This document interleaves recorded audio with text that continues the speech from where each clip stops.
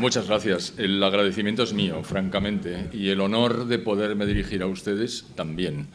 Da gusto ver la sala llena y realmente es para mí un honor poder hablar durante 3/4 de hora sobre un tema tan interesante como el que tenemos previsto, cuyo título es El cambio climático, Objetivo 2030.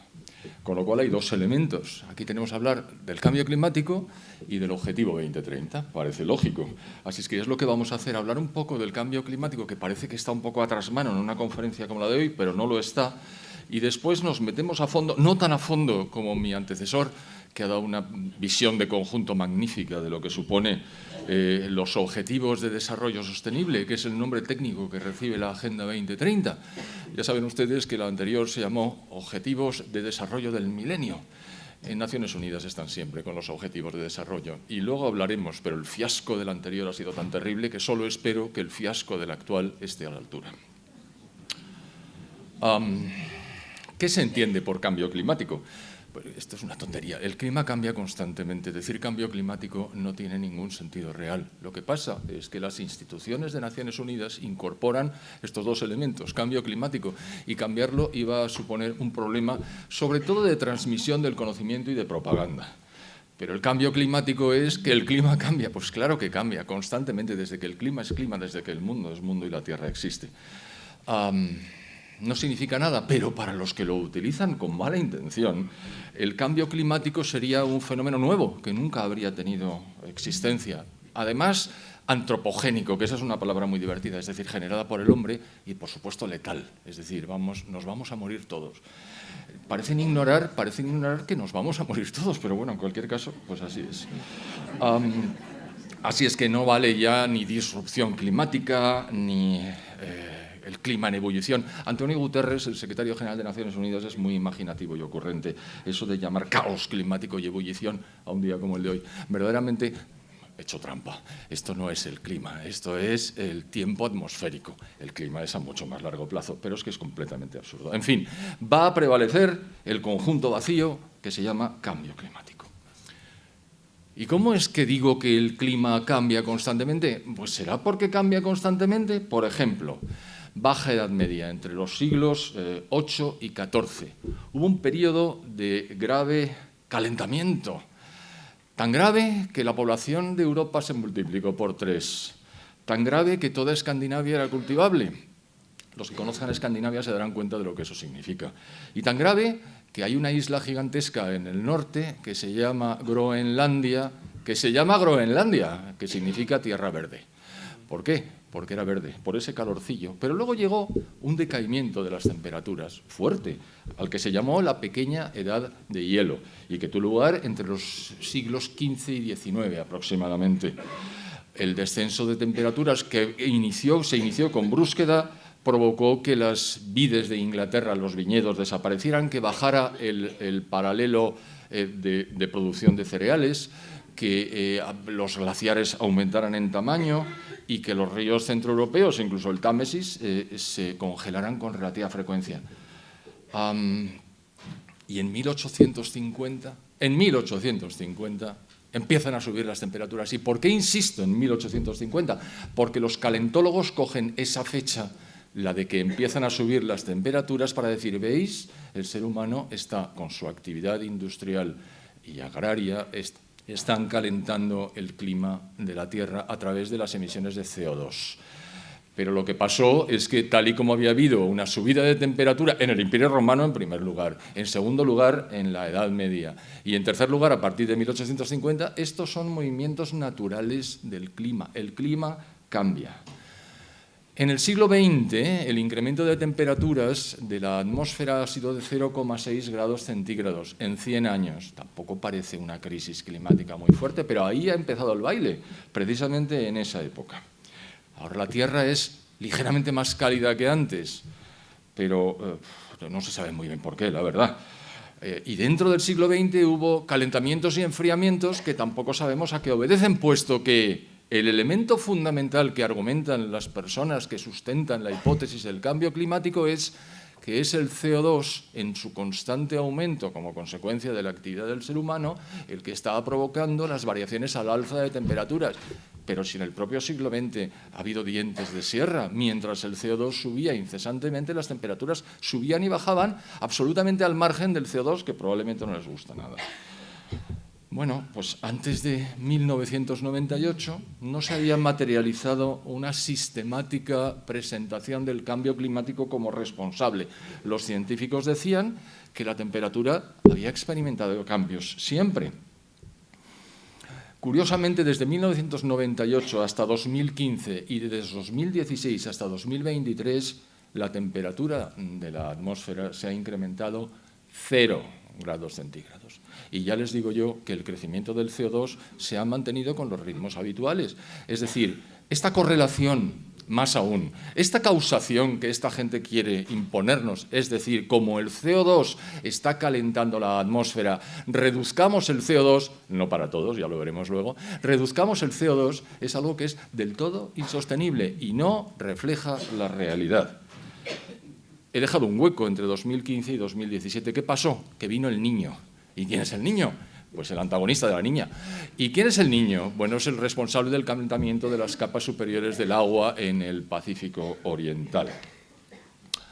No está teniendo lugar ningún calentamiento global ni peligroso, ni pacífico, ni nada. Y aunque no lo tengo escrito, aprovecho para decirles que si hay algo peligroso es el enfriamiento. El enfriamiento acabaría con todos nosotros con mucha facilidad. Ayer que estaba haciendo una presentación en la radio, estuve comentando que se ha establecido, y nadie lo discute, que la gente en todo el mundo muere 10 veces más por frío que por calor. Y eso no se discute porque es exactamente así, es un hecho. Y entonces la persona que me estaba entrevistando dice, perdona, acaba de salir un dato nuevo, no son 10 veces, son 20 veces más. Es decir, la gente se muere de frío. Difícilmente se muere de calor, pero eso sí, en los medios de comunicación de masas verán constantemente el golpe de calor acabó con Periquito que estaba trabajando en el exterior cuando la temperatura... Y es verdad, hay que protegerse, el golpe de calor es peligroso, pero eso no tiene nada que ver con el clima, solo faltaba. ¿Dónde empieza todo esto? En el efecto invernadero. ¿Qué es el efecto invernadero? El que nos da la vida. Si no hubiera en la Tierra efecto invernadero, que está inducido por los gases de efecto invernadero, la temperatura media sería de 17 bajo cero. A 17 grados bajo cero no habría vida. Afortunadamente contamos con los gases de efecto invernadero, el primero de los cuales, el más importante, que es el 95% de todos los gases de efecto invernadero, es el vapor de agua. Y en segundo lugar, el CO2. El vapor de agua es el 95% de la totalidad de los gases. Luego está el CO2 con 3,7 y luego está, esto lo ha mencionado don Alberto Bárcenas al hablar de las vacas, el metano, el óxido nitroso, los clorofluorocarbonos, pero son no trazas, pero casi testimoniales. Pero, en un momento dado, tres norteamericanos científicos, publicaron en Nature, que es una revista científica, en 1998, un artículo que se conoce como el palo de hockey. Y lo que hicieron fue decir, miren ustedes, desde el año 1000 hasta el año 1850 la temperatura no se ha movido. Eso es completamente falso, pero lo dijeron.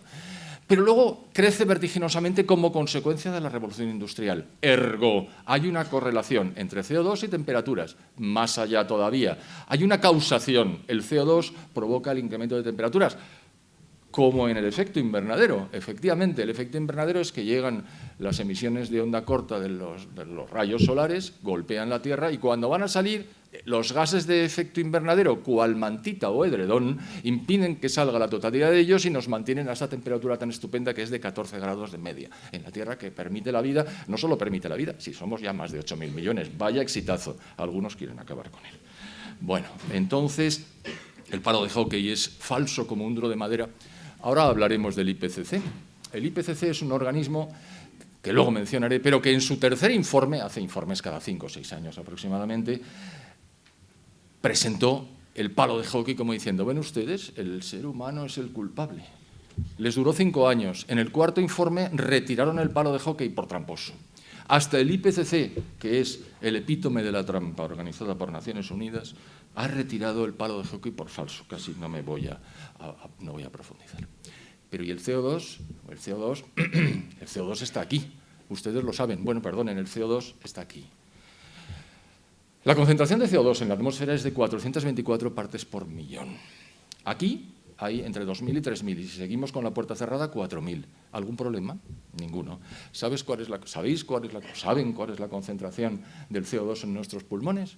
40.000 partes por millón. Así es que no les metan miedo con el CO2, que daño no les va a hacer. No va a hacer daño, pero va a subir la temperatura. No, pues la temperatura no hay correlación entre incremento de CO2 e incremento de temperaturas. Lástima que no tengo aquí el PowerPoint donde aparecen los gráficos que son definitivos, pero bueno, no tiene mayor importancia. Bueno, por cierto, el propio IPCC, en su famoso tercer informe, donde apareció el palo de hockey, también decía cuál era el porcentaje de CO2 antropogénico que estaba dentro de la totalidad del CO2, que a su vez es el 3,7 de los gases de efecto invernadero. ¿Y qué dijo el IPCC? Aquí lo veo. Porcentaje natural del dióxido de carbono, 97,1%. Porcentaje antropogénico, 2,9%. Pero es el humano el que está calentando la temperatura, el natural no. ¿Qué pasa? ¿Que son distintos? No, las moléculas son las mismas. ¿Y entonces cómo pretende usted que yo me crea esto? Es muy fácil. También ha desaparecido ese cuadro de los registros del IPCC.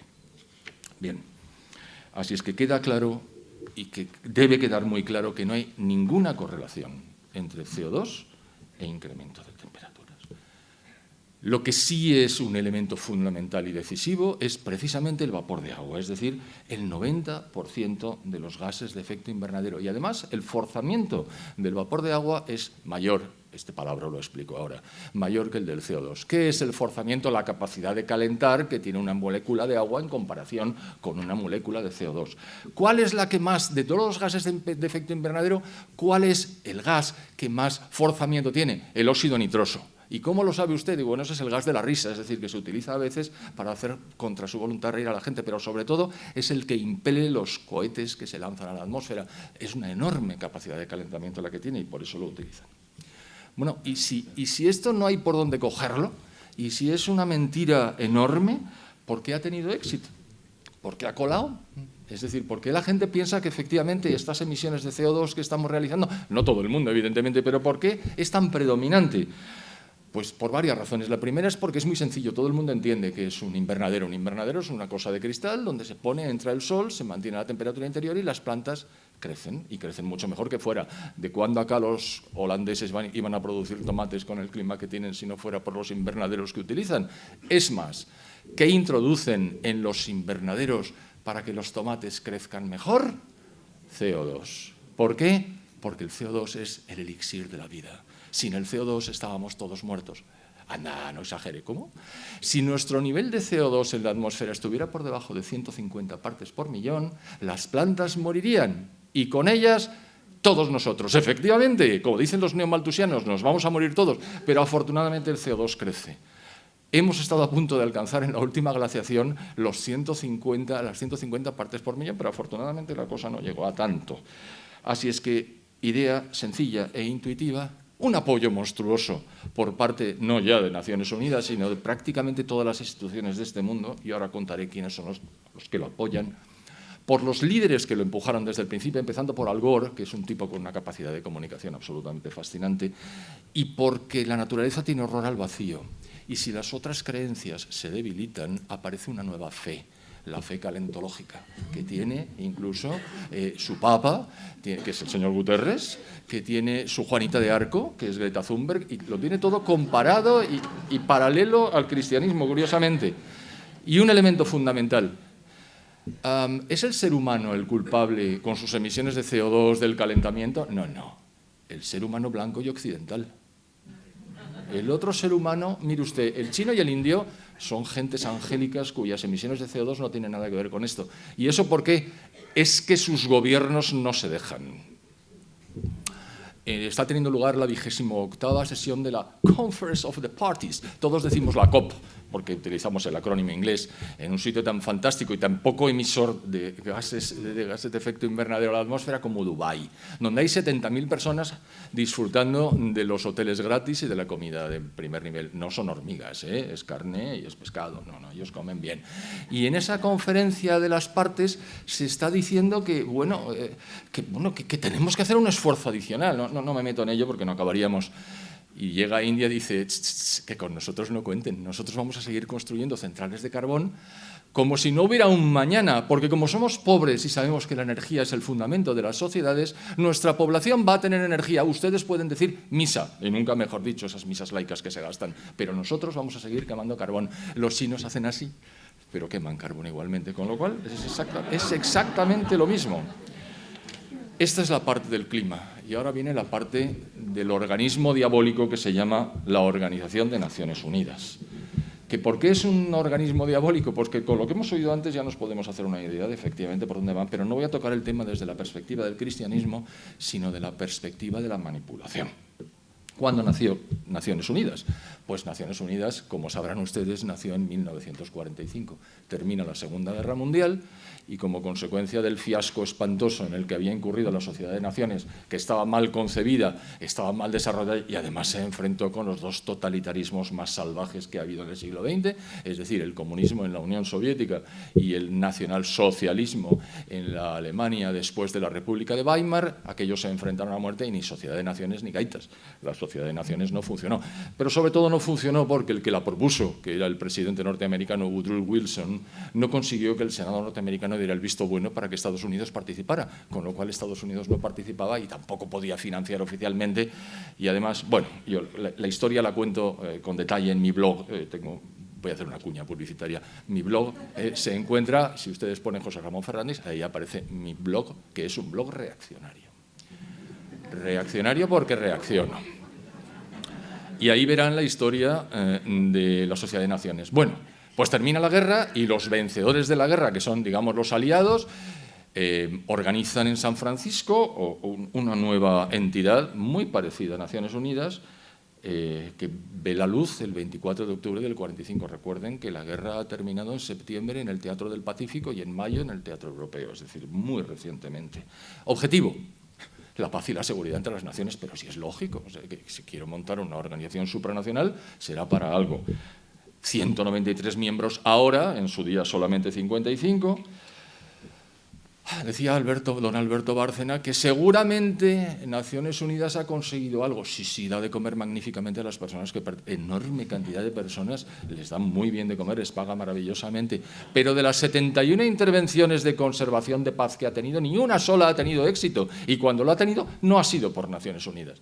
Es decir, es un organismo que no cumple su función. Son centenares de organismos, la mayor organización del mundo. Y como las críticas crecían, decidieron en el año 2000, aprovechando que el milenio estaba en puertas, ya había entrado, perdón, el año 2000 ya es el siglo XXI, decidieron crear los 8 objetivos de desarrollo del milenio, aprovechando que el milenio pasaba por allí. Ellos son partidarios de dar objetivos y metas. Bueno, pues 8 objetivos y 17 metas, una cosa razonable. A 15 años vista. ¿Qué pasó? Pues que llegó el año 2015 e hicieron balance. El fracaso más absoluto. Solamente una meta de un objetivo se llegó a cumplir y como cuando se acontece que se encuentra la paz en un enfrentamiento, tampoco fue Naciones Unidas el que lo consiguió. ¿Y cuál fue? Pues lo leo. Una meta del objetivo número 1, erradicar la extrema pobreza y el hambre. ¿Se han dado cuenta de que ahora lo que quieren erradicar no es la extrema pobreza, sino la pobreza en los que tenemos ahora vigentes? La verdad es que son bastante ignorantes. La pobreza no se puede erradicar por definición, porque por definición, salvo que seamos todos idénticamente iguales, habrá unos más ricos y otros más pobres, aunque sea poco. Bueno, pues los más pobres serán más pobres, es decir, habrá pobreza, aunque seamos todos muy ricos, es decir, ni siquiera conceptualmente han cogido la cosa. Pero bueno, lo que hizo fue erradicar la extrema pobreza y el hambre, patentizados, y esto lo cuantificaban, en que la mitad de las personas tuviera ingresos per cápita superiores a 1,25 dólares por día. Eso se logró. Pero se logró porque tanto la República Popular China como la India se incardinaron en los movimientos de globalización, a diferenciar del globalismo, que son cosas distintas. Hablan del globo, pero la globalización es permitir que las empresas actúen libremente, sin obstáculos y sin trabas, para desarrollar el comercio internacional y emitir y recibir inversión extranjera directa. Eso es globalización y eso ha generado un salto en la riqueza de todos los países del mundo como nunca antes se había visto en el desarrollo de las sociedades. Ha sido magnífico. Eso fue lo que consiguió que saliera tantísima gente de la pobreza y no Naciones Unidas.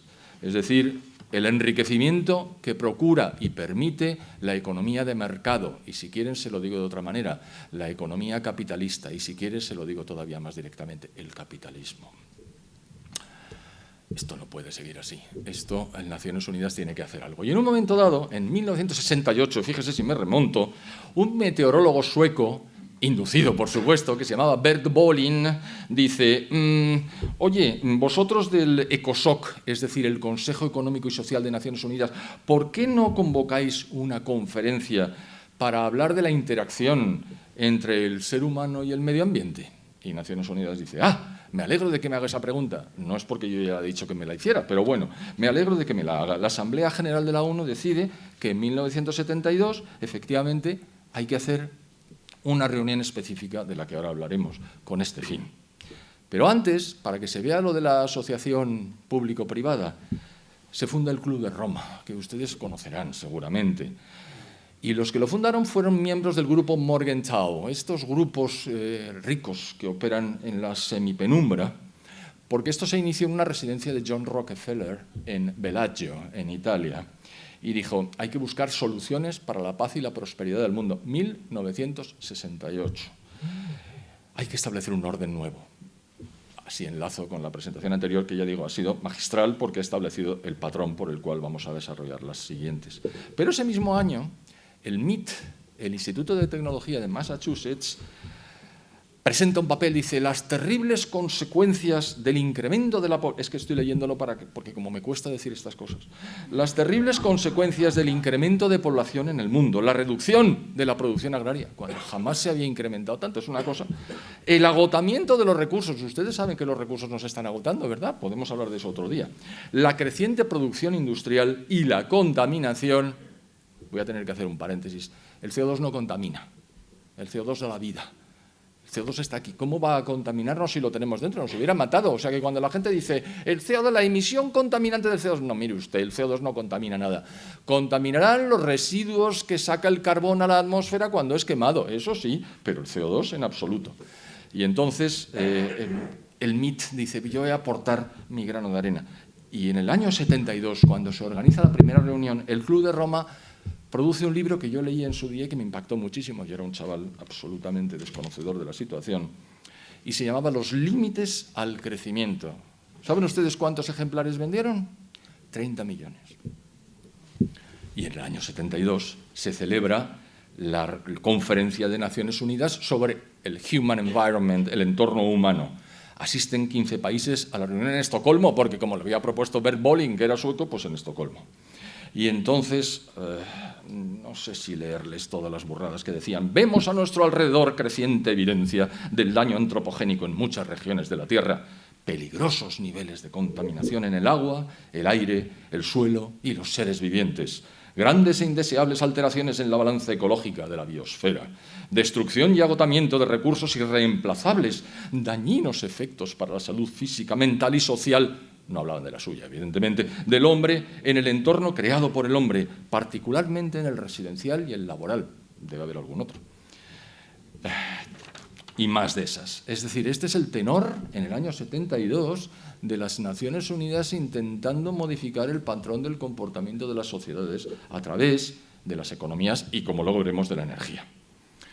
Así que la Conferencia de Estocolmo estableció en 1972 el medio ambiente como parte de la Agenda de Desarrollo Internacional. De esto hace 50 años, es decir, la cosa viene de antiguo, y creó el United Nations Environment Programme, el UNEP, que luego veremos, que se funda en Nairobi y allí sigue.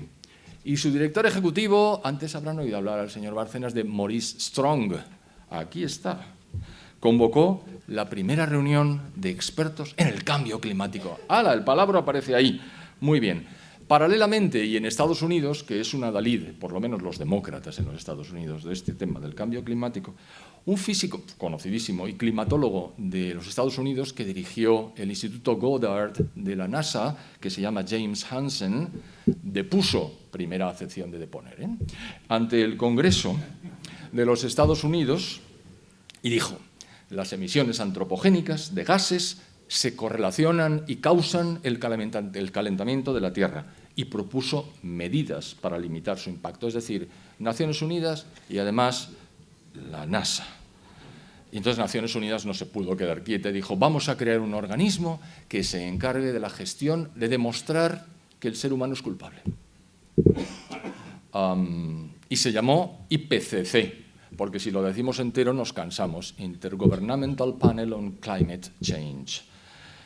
Y lo creó la UNEP, que les acabo de mencionar, con la Organización Meteorológica Mundial, porque hombre, algo de cambio climático los meteorólogos saben. ¿Y qué es lo que hace el IPCC? Avisa, alerta sobre el calentamiento global, cuyo clima o cuyo entorno climático cambia única y exclusivamente por la acción del hombre. ¿Algún otro elemento habrá? No. Solamente por la acción del hombre. ¿Pero no le interesaría a usted? No, a mí no me interesa más que la acción del hombre. Y así voy a hacer informes, que lleva 8, aunque ellos dicen que llevan 6, pero son 8, aunque no les llaman informes, pero tienen la misma entidad, envergadura, longitud y plazo que los informes, y ha realizado ya 8. Les he hablado bastante del tercero. Bueno, pues hay 8. El último de 2023. Y todos con mucha alarma, que nos vamos a morir todos, que hay que hacer algo. Incluso algunos se ha pasado diciendo, ya no hay nada que hacer. ¿Cómo que no hay nada que hacer? Pues cállese y déjenos en paz, hombre. No, le hicieron callar rápidamente. Y claro, el apoyo es completo. Organismos de todo tipo, instituciones, universidades, centros de investigación, foros, blogs, agencias, asociaciones, los estados. Una legión de activistas medioambientales liderados al principio por Al Gore. Les recomiendo que escuchen y vean a Al Gore, de verdad. Es diabólico. Es decir, incluso tiene el aspecto de cuando era más joven, ahora ya tiene el pelo blanco, pero cuando tenía el pelo negro, el padre de los Adams, alguno de ustedes se acordará, y los presidentes de los Estados Unidos, y la Comisión de la Unión Europea, y los Estados miembros, y las empresas que se benefician, porque claro, si lo que hay que hacer es reducir la generación de energía a través de los mecanismos tradicionales, habrá que buscar mecanismos alternativos, sí, la eólica y la solar. Y entonces, ¿quién va a producir la eólica y la solar? Nosotros, y nos vamos a forrar. Esas empresas están a favor. Bueno, tengo aquí el dato de por qué es falso como un duro de madera el palo de hockey, y me podría poner científico, pero simplemente me voy a poner fáctico. En un momento dado, un hacker se mete en los archivos de la Universidad de East Anglia, en la Gran Bretaña, donde hay un órgano interior que se llama la Climate Research Unit, es decir, la unidad de investigación sobre el clima, y extrae 1000 correos electrónicos donde aparecían las instrucciones para falsear los datos del palo de hockey. Y decía, hey, you, hide the decline, oculta el decrecimiento de las temperaturas, porque si lo haces aparecer el palo de hockey no sale. Bueno, esto lo ocultaron de verdad los medios de comunicación de masas, en fin. Pero ellos mismos reconocen que es falso, lo que pasa es que no lo hacen públicamente. En 1991, el Club de Roma produce un informe en el que dice, entre otras cosas, el objetivo es diseñar una estrategia. Esto está todo entrecomillado, esto hay textos, es decir, está en las actas, aquí no hay trampa ni cartón. Diseñar una estrategia para movilizar a los gobiernos en favor de la seguridad medioambiental y la energía limpia para transformar el mundo, átense los machos que hablo, de una economía militar en una civil, 1991, justo cuando cae la Unión Soviética, y dicen que ahora la economía es militar. Mire usted por dónde. Deteniendo el calentamiento global y resolviendo el problema de la energía. El problema de la energía. No hay ningún problema de la energía. La energía se crea y se utiliza. ¿Cuál era el problema? No había, pero ellos la ponen así. Enfrentando la pobreza del mundo y las disparidades entre los hemisferios norte y sur. ¿Y esto qué tiene que ver con el calentamiento? Bueno, pues que es que la idea no es minimizar un calentamiento que no existe. La idea es terminar con las disparidades entre los hemisferios norte y sur. Luego sería también el enfrentamiento este-oeste, pero lo que dicen, entre comillas, es esto. Y dice después, parecería como si los seres humanos necesitaran una motivación, un adversario común para organizarse y actuar juntos. Hay que encontrar tal motivación para unir a las naciones divididas frente a un enemigo exterior. Y esto lo he puesto en negrita, sea real o inventado. Esto está en las actas. El enemigo común de la humanidad es el hombre. dice más cosas, pero una de ellas, no se lo leo todo porque esto es mortal, nada que ver con lo mortal que resulta leerse los Objetivos de Desarrollo Sostenible. Eso sí que es mortal. Tengo aquí un amigo con el que me estoy repartiendo la lectura y análisis crítico de los 17 puntos y 169 metas, y les aseguro que conservamos el equilibrio emocional a duras penas, porque es una terminología insostenible, una contradicción detrás de otra y una incongruencia interminable. Ellos confían en que nadie se lo lea. Claro, nadie se lo lee, con lo cual pueden escribir prácticamente todo. Así es que no se lo leo. Pero yo lo que estoy hablando es del Club de Roma, y dice algo terrorífico. Las viejas democracias han funcionado razonablemente bien los últimos 200 años, pero parecen encontrarse en una fase de estancamiento autocomplaciente, sin liderazgo ni capacidad innovadora. La democracia no es una panacea. Hay que reconocerlo. Aunque suene sacrílego, la democracia no sirve para lo que hemos de enfrentar. La complejidad y la naturaleza técnica de muchos de los problemas actuales no siempre permiten a los representantes elegidos tomar decisiones adecuadas a tiempo. Y entonces, aquí está 1992, después de lo que dice el Club de Roma, llega la Cumbre de Río, que se llamaba Conference on Environment and Development, es decir, la conferencia en desarrollo, y ya estamos con el desarrollo y el medio ambiente. Y allí se creó, se lo voy a decir con las siglas, la verdad es que tiene esta gracia, UNFCCC, que significa United Nations Framework Convention on Climate Change. Es decir, la Convención del... Por esto no cambian el nombre. La Convención del Cambio Climático, el marco de la Convención del Cambio Climático para Naciones Unidas. Y el tal Maurice Strong, y es la enésima vez que lo decimos, manifestó en el discurso de apertura, que claro que está en las actas. Abro comillas, abro interrogación. ¿Y si un grupito de líderes mundiales decidiera que el principal peligro para la Tierra procede de las acciones de los países ricos? Para salvar el planeta, el grupo decide, ¿no es la única esperanza para el planeta que las civilizaciones, este hombre no sabía lo que son las civilizaciones, que las civilizaciones industrializadas colapsen? ¿No es nuestra responsabilidad hacerlo posible? 1992. Año 2000, la ONU lanza la Estrategia de Objetivos de Desarrollo del Milenio, que no tiene nada que ver con la búsqueda y obtención y logro de la paz entre las naciones, que es su objetivo primigenio. Pero como ahí no consigue nada, no rasca y además tiene que continuar creciendo, dice, pues vamos a hacer los objetivos. Y esto tiene un predicamento tremendo. Y efectivamente no consiguen nada que no hubiera conseguido la propia República Popular China y la propia India creciendo. Tengan en cuenta que estamos hablando de los dos países más poblados de la Tierra. Es decir, el primero con mucho es la India, con mucho, que tiene unos 1.470 millones de habitantes y que hasta 1991 había ido del bracete con la Unión Soviética porque tenía una alianza estratégica. Implosiona la Unión Soviética y los indios dicen, ¿y ahora? Y entonces dicen, pues nosotros como los chinos, y yo quiero crecer. Lo de los chinos fue muy anterior y fue Deng Xiaoping que se dio cuenta de que hay dos procedimientos para incrementar la renta per cápita. Ustedes lo saben, incrementa la renta o reducen las cápitas. Mao Zedong optó por la segunda, redujo las cápitas de varias formas, una de ellas acabando con ella y otra con el objetivo del hijo único, que China está pagando en este momento. Ellos dicen que son 1.430 millones de habitantes, pero saben que no es así. Hay 200 millones menos. Bueno, estas son las consecuencias. Ya lo reconocerán los chinos. Entre una cosa y otra pasa mucho tiempo. Por ejemplo, hay una anécdota de Henry Kissinger, recentísimamente fallecido, cuando habla con Deng Xiaoping y le hace una pregunta que pone de relieve la mentalidad china. Le dice, oiga, ¿usted qué opina de los efectos sobre el mundo entero de la Revolución Francesa? Y le mira así Deng Xiaoping y le dice, perdone, pero es un acontecimiento demasiado reciente como para que yo pueda manifestarme al respecto. Es decir, los chinos tienen una mentalidad diferente, pero lo tienen todo absolutamente claro y se ríen muchísimo, pero muchísimo de nosotros, no se pueden imaginar. Ya estamos terminando lo de las Naciones Unidas, me quedan 10 minuticos. Hay un tal Ottmar Edenhofer, que es un copresidente del Grupo de Trabajo 3 del IPCC y que dijo, comillas, uno debe desprenderse de la ilusión de que la política climática internacional es política medioambiental. Por el contrario, la política del cambio climático trata sobre cómo redistribuimos de facto la riqueza del mundo.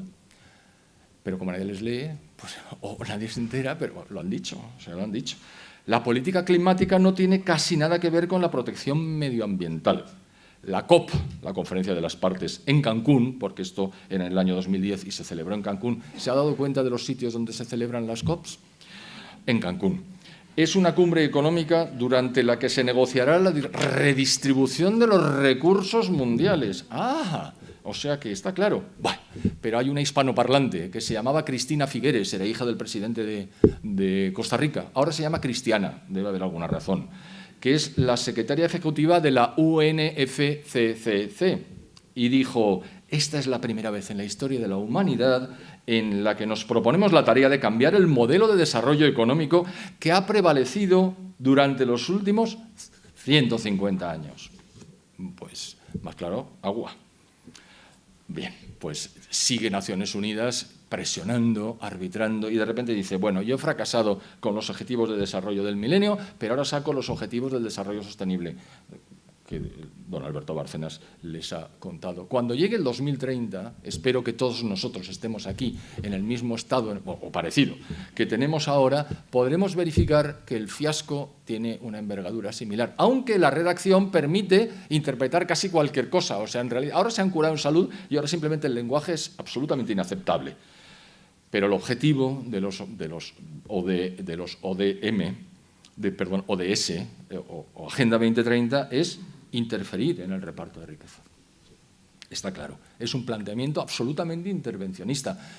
No ya es que quieren hacer desaparecer los estados y los gobiernos individuales, que también, es que se enfrentan con las poblaciones de los países más avanzados, porque si hay que igualar, ustedes se acordarán del lecho de Procusto. Procusto era un individuo que tenía un posadero en la antigua Grecia, y cuando venía una persona y quería dormir, le decía sí, y entonces tenía un lecho, una cama. El que era más corto que la longitud de la cama le iba estirando hasta que alcanzaba la longitud de la cama, porque quería que todos fueran iguales. Y el que excedía la longitud de la cama, ¿se pueden imaginar lo que le hacía? Pues le cortaba los pies. Bueno, pues Naciones Unidas quiere el lecho de Procusto para todos nosotros. Es decir, nos quiere empobrecer a través de restricciones en el uso de la energía. ¿Qué boda sin la tía Juana?, como diría un comentarista radiofónico muy conocido. Richard Lachman, de los Socialistas Democráticos de América, en 2019 vinculó el cambio climático con la agenda socialista mundial y dijo: el cambio climático es un asunto en torno al cual la gente puede unirse sin fronteras, oponiéndose tanto a fascistas, perdón, es que como se dice así, como a neoliberales. El cambio climático provee un marco en el cual los socialistas pueden unificar las políticas internas e internacionales, lo ideológico y lo práctico, lo personal y lo político, y así sucesivamente.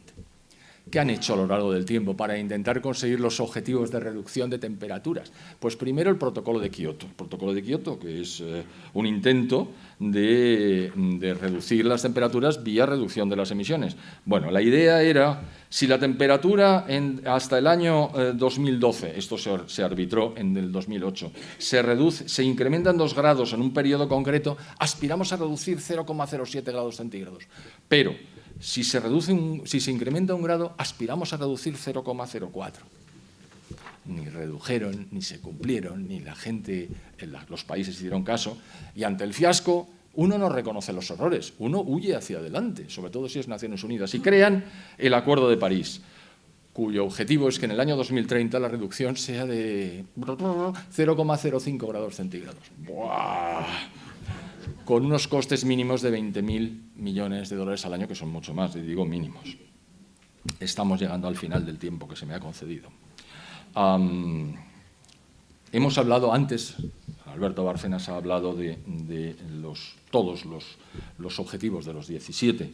Yo he traído solamente a colación 2, el 7 y el 13. El 7 dice garantizar el acceso a una energía asequible, segura, sostenible. Si en una frase de Naciones Unidas no aparece sostenible y resiliente, la frase no es de Naciones Unidas. Garantizar el acceso a una energía asequible, segura, sostenible y moderna.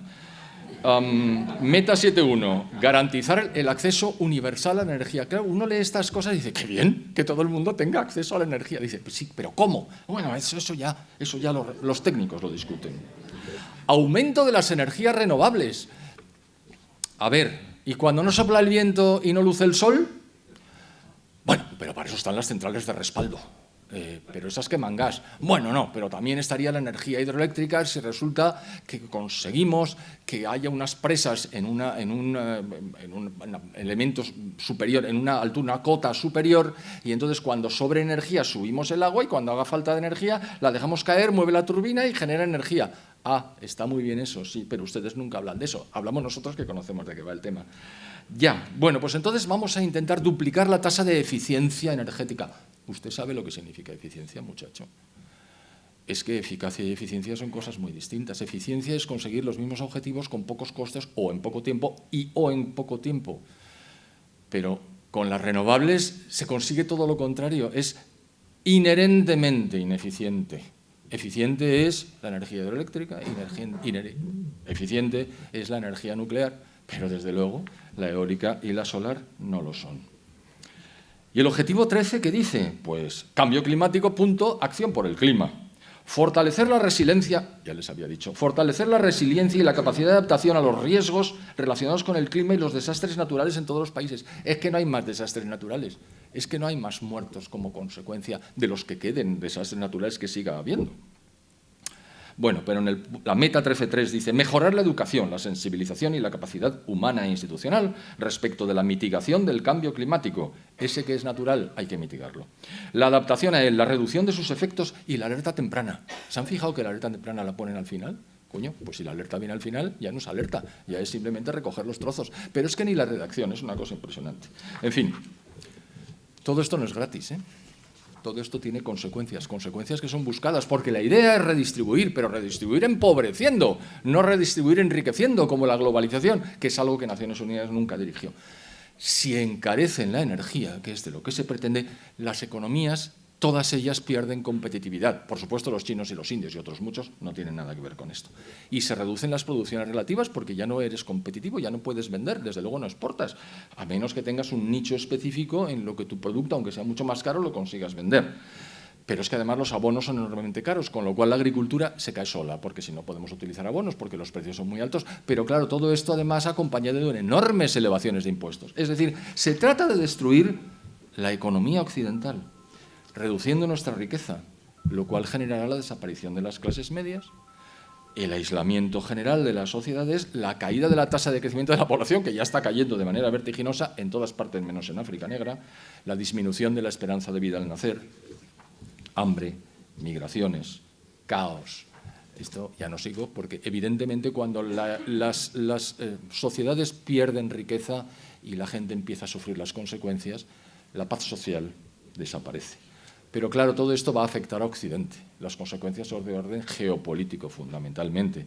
Por supuesto, Europa, que estamos ya en el último escalón, el penúltimo, todavía podemos caer, de descenso de importancia en el mundo, todavía perderemos más importancia. Y si piensa la UE, la Unión Europea, que el Brexit no se va a repetir, yo aquí soy mucho más optimista. Optimista quiere decir que implosione la Unión Europea, perdón. Entonces, si sale la Gran Bretaña, los suecos están absolutamente hasta las narices, los holandeses han visto ustedes cómo votan, los húngaros porque no pueden. País que no esté en la Unión Económica y Monetaria tiene en su mano salirse de la Unión Europea y el desastre para la Unión Europea sería completo. Por supuesto, eso supondría un fortalecimiento temporal de China y en la India, pues como siguen creciendo vertiginosamente. Me queda un minuto. ¿Y qué hacemos? Porque todo esto, el diagnóstico parece que es este más o menos. Podemos compartir los detalles o no. Bueno, pues podemos denunciar constantemente esta estafa calentológica. Es decir, allá donde estemos, momento y oportunidad que se nos brinde, decir, esto es mentira, por esto y por esto. ¿Qué significa por esto y por esto? Que no tengamos fe, que esto no es una nueva religión, que esto es una estafa. Lo que hay que utilizar es la razón para desmontar los argumentos, pero no decir, ¡ay, qué miedo tengo!, que me van a manipular por el miedo. Efectivamente lo están haciendo, pero no es una cuestión de fe, es una cuestión de racionalidad. Y si conseguimos con un poco de suerte minimizar la importancia del Estado, las dimensiones del Estado, mucho mejor. El cuarto punto es abandonar las instituciones multilaterales. Formamos parte del euro, tenemos deuda emitida en euros. Como si saliéramos del euro, la nueva peseta tendría que devaluar respecto de la situación en la que nos encontramos ahora, nunca podríamos pagar la deuda. Es verdad que no la vamos a pagar nunca, a ver si van a pensar ustedes que vamos a pagar alguna de la deuda. La deuda es perpetua y creciente, como se ve por las decisiones que se adoptan. Pero en todo caso sería absolutamente impagable y entraríamos en quiebra, y como habría que salirse también del Fondo Monetario Internacional, a ver quién nos iba a valer. Es decir, nosotros no nos podemos salir de la Unión Europea, pero de la ONU sí, sin coste. No hay que pretender que la ONU desaparezca. Ellos no van a desaparecer, pero bueno, no. Nosotros lo que podemos hacer en su momento es dejarles con su muñeco e intentar salirnos. Eso sí, nos va a costar un poco convencer al Gobierno de España. Muchas gracias.